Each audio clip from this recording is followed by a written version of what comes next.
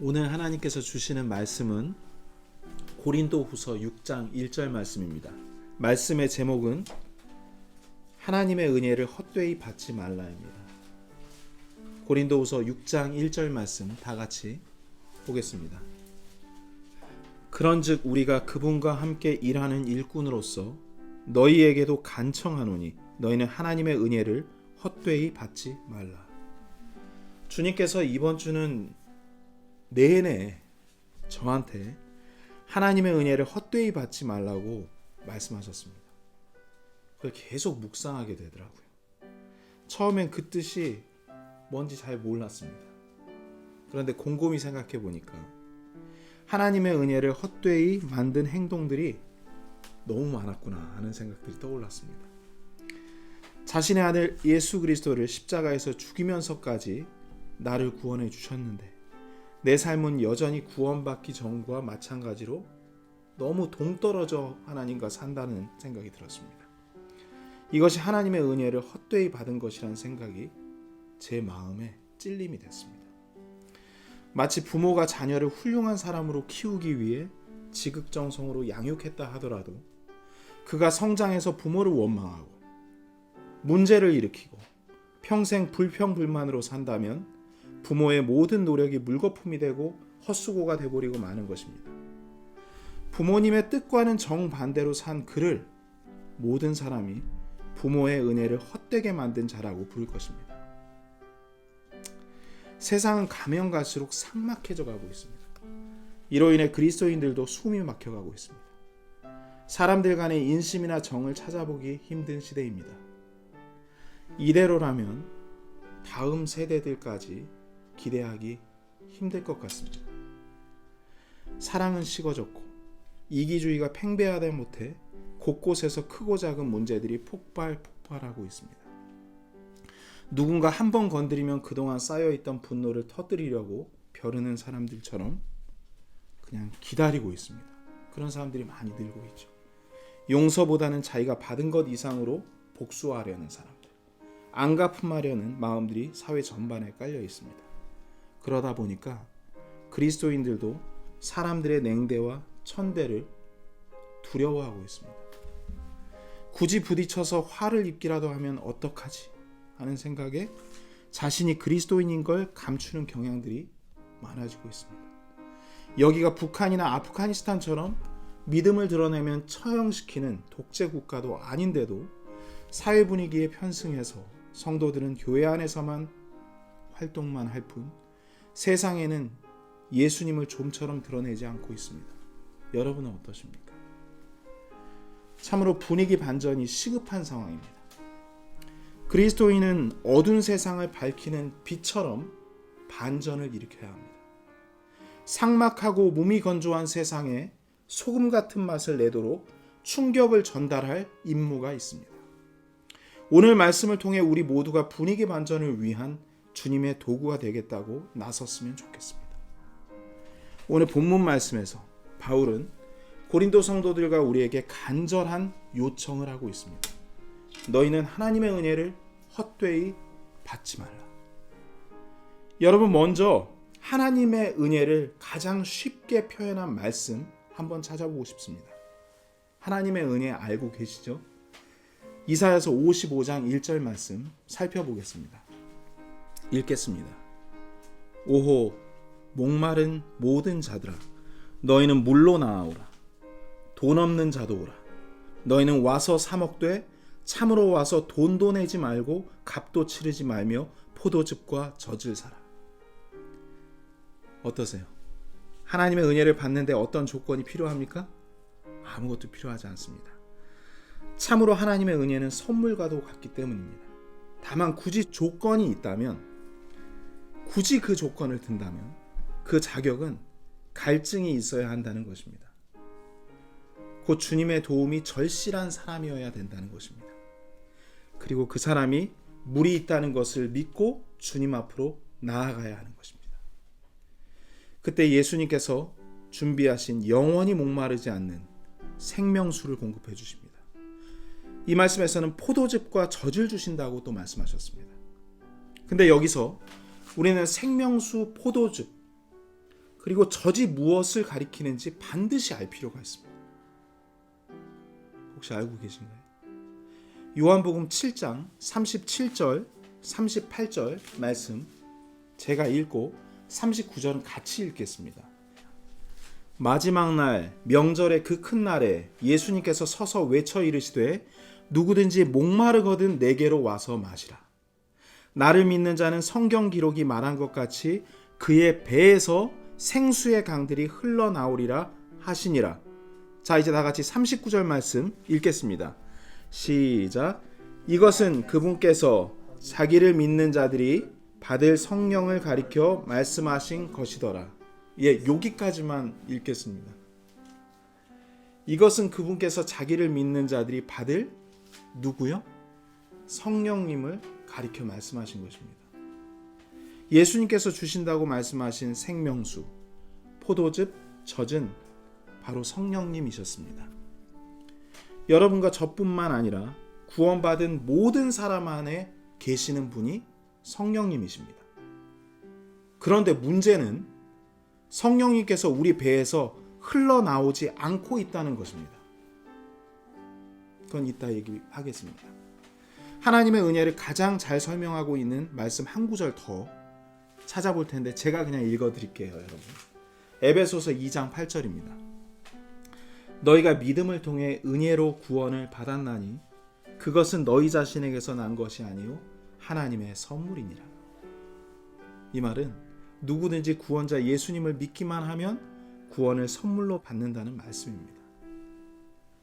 자격 없는 자에게 베푸시는 선물이 구원입니다.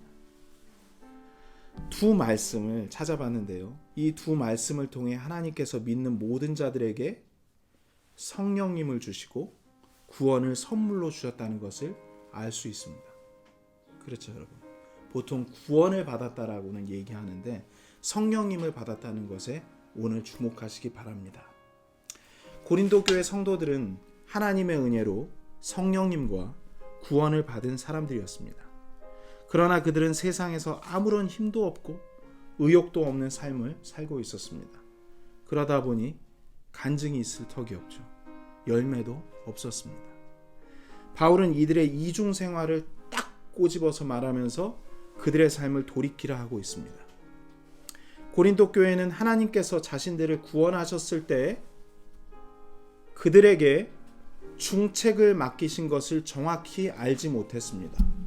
여러분은 그 중책을 알고 계십니까? 고린도 교회 성도들에게 맡긴 것처럼 여러분들과 저에게도 그 중책을 맡기셨습니다.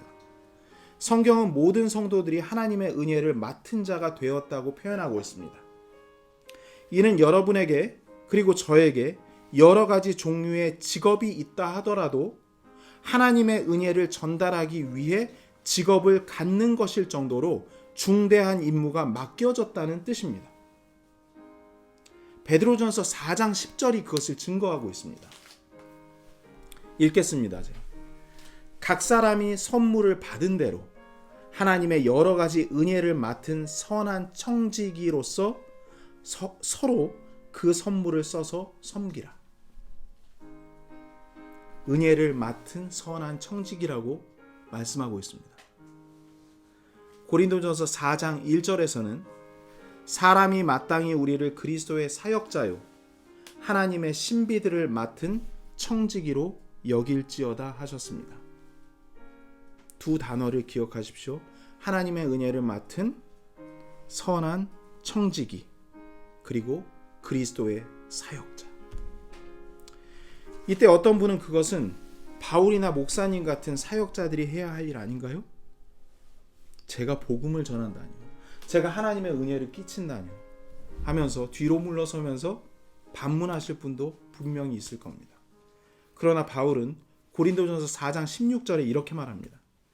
그러므로 너희에게 간청하노니 너희는 나를 따르는 자들이 되라. 나처럼 해야 한다. 그것이 우리에게 하신 말씀입니다. 교회의 평신도라는 말이 너무나 자연스럽게 통용되고 있지만 이는 하나님의 뜻과는 정반대로 대치되는 말입니다. 목사님, 장로님, 집사님, 권사님 같은 역할이 아무리 많다 해도 하나님께서 모든 구원받은 성도들에게 주신 두 가지 직분이 있음을 오늘 꼭 기억하셨으면 좋겠습니다. 우리 주님께서 우리를 그리스도의 사역자로 부르셨습니다. 그리고 청지기로 부르셨습니다. 그러니 우리가 어떻게 살아야겠습니까? 바울은 하나님의 말씀보다 사람들의 눈을 더 두려워했던 고린도 성도들에게 부디 그리스도인답게 살라고 말하고 싶었습니다.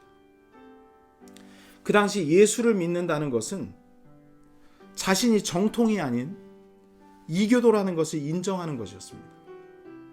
또 동성애와 우상숭배들이 만연했던 고린도 교회가 위치한 그리스에서는 그리스도인으로서 사는 것이 차별과 불이익을 감수해야 하는 것이었기 때문에 자신의 신분을 숨긴 채 죄의 도시 고린도에서 믿지 않는 자들과 똑같이 조금도 다름없이 사는 그리스도인들이 대부분이었습니다. 또 그것은 자신들의 생명을 노리는 원수들로부터 자신을 지키려는 생활 습관과도 같은 것이었습니다. 주님은 부인했죠. 그리스도인 아니라. 그리스도인 아닌 것처럼 살았습니다. 그러나 지금 우리요, 어떤 생명의 위협도 받고 있지 않습니다.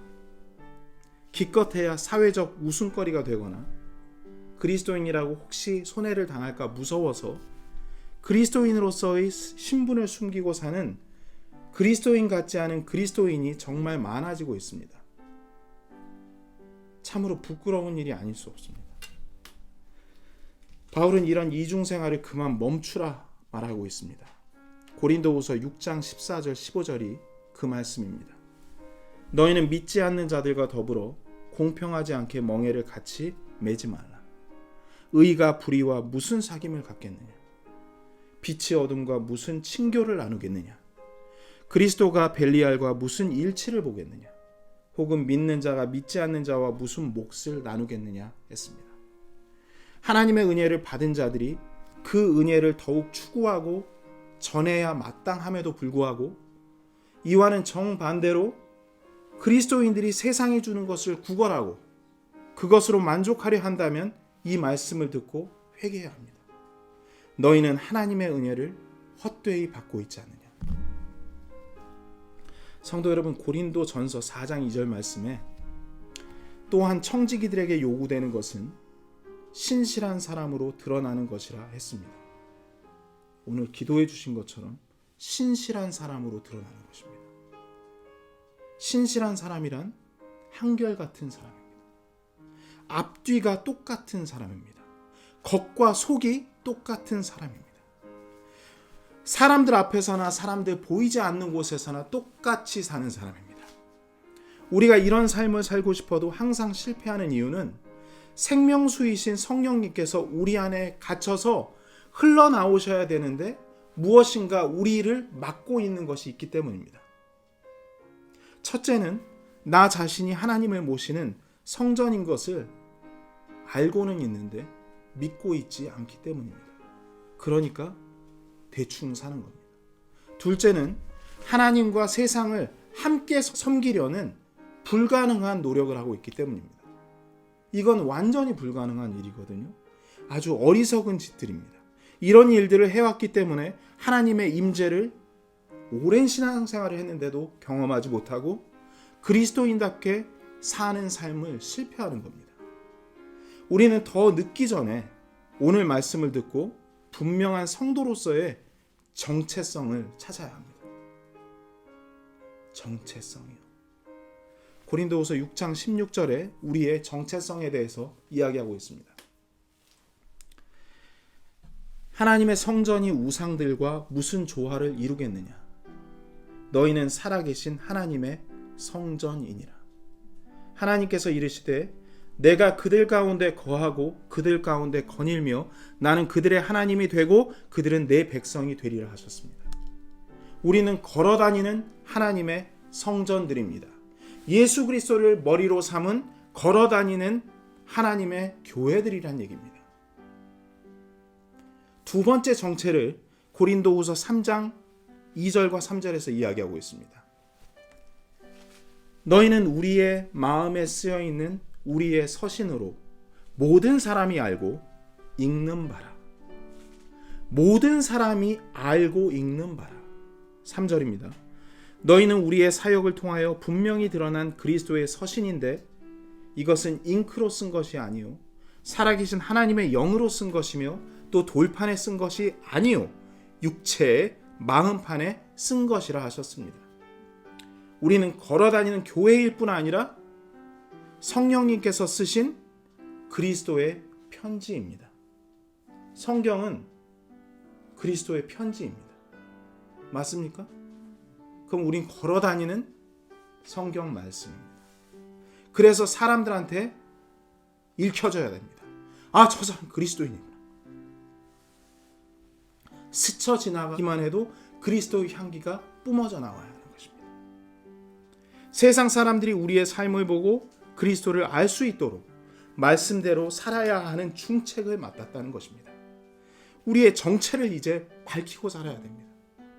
우리는 걸어다니는 하나님의 성전이요 걸어다니는 그리스도의 편지요 성경입니다.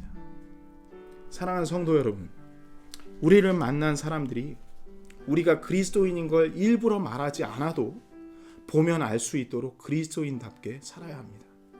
이것이 하나님의 은혜를 헛되이 받지 않고 하나님의 은혜에 보답하는 삶입니다. 이제 말씀을 정리하겠습니다.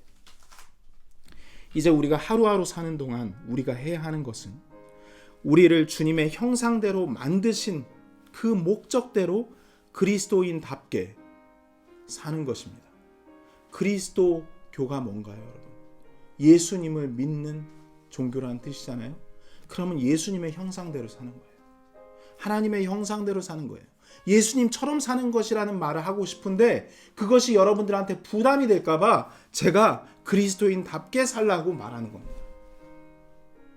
주님을 부인하지 않는 것이 그리스도인답게 사는 것입니다. 어떤 축구 해설가가 월드컵 중계를 하면서 월드컵은 경험하는 자리가 아니라 증명하는 자리라는 명언을 남긴 적이 있습니다. 기억하시나요?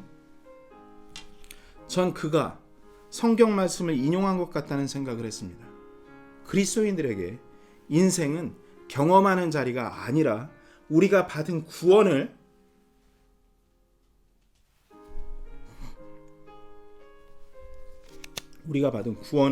입증하는 자리라고 말씀드릴 수 있습니다.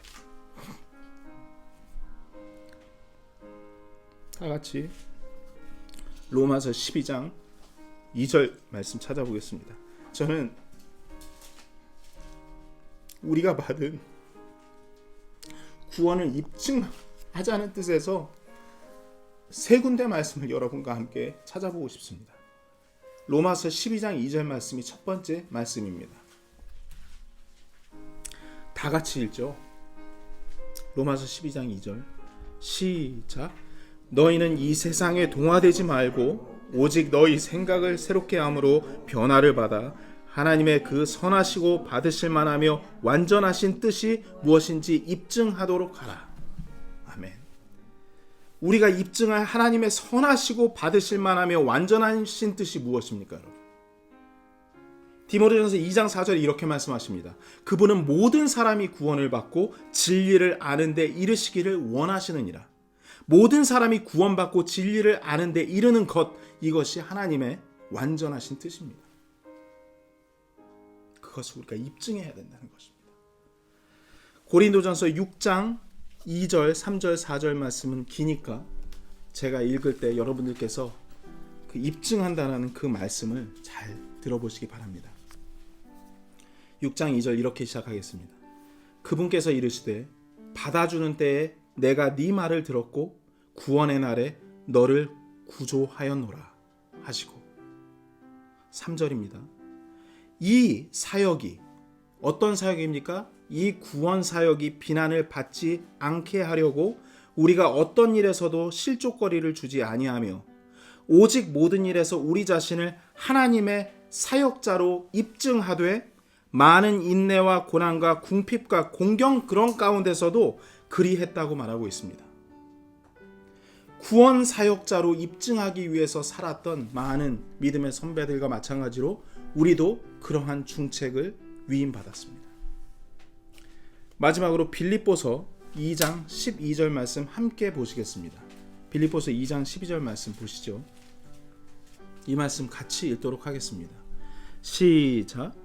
그러므로 나의 사랑하는 자들아, 너희가 항상 순종한 것 같이 내가 있을 때뿐 아니라 지금 내가 없을 때에도 더욱더 순종하여 두려움과 떨림으로 너희 자신의 구원을 일하여 드러내라. 우리가 구원받은 것을, 구원받은 사람인 것을 일하여서 드러내라는 것입니다. 일해서 구원받으라는 얘기가 아니라 이미 받은 구원을 주님의 영광을 위해서 드러내라. 사랑하는 성도 여러분, 우리는 오늘 우리 아버지께서 우리를 그리스도의 사역자요 청지기로 임명하셨다는 것을 들었습니다. 맞습니까? 지금 우리 주님께서 여러분들의 고백을 듣고 계십니다. 그리고 이 땅에 사는 동안 그리스도인답게 걸어다니는 하나님의 성전이요, 걸어다니는 하나님의 성경 말씀으로서 받은 구원을 입증하며 살라는 말씀 또한 들었습니다. 맞습니까? 참으로 주님 오시기 전 반전이 필요한 때가 지금입니다. 추수할 곡식은 많은데 일꾼들이 너무나 적습니다. 구원받을 준비가 된 죄인들은 많은데 하나님의 은혜를 전달할 분들이 너무 적습니다. 죄인들이 듣지 못한 분을 어찌 믿으리요? 선포자가 없이 어찌 들으리요? 하셨습니다. 누가 전하겠습니까? 이제 영광스러운 신분을 감추고 숨어 살지 맙시다. 직접 복음을 전할 수 없다면 그리스도인답게 삶으로써 하나님의 은혜를 전할 수 있습니다. 성도 여러분, 생명수이신 성령님께서 우리 배에서 날마다 흘러 넘쳐나오기 원하십니까? 원하세요? 말씀에 순종하시면 됩니다.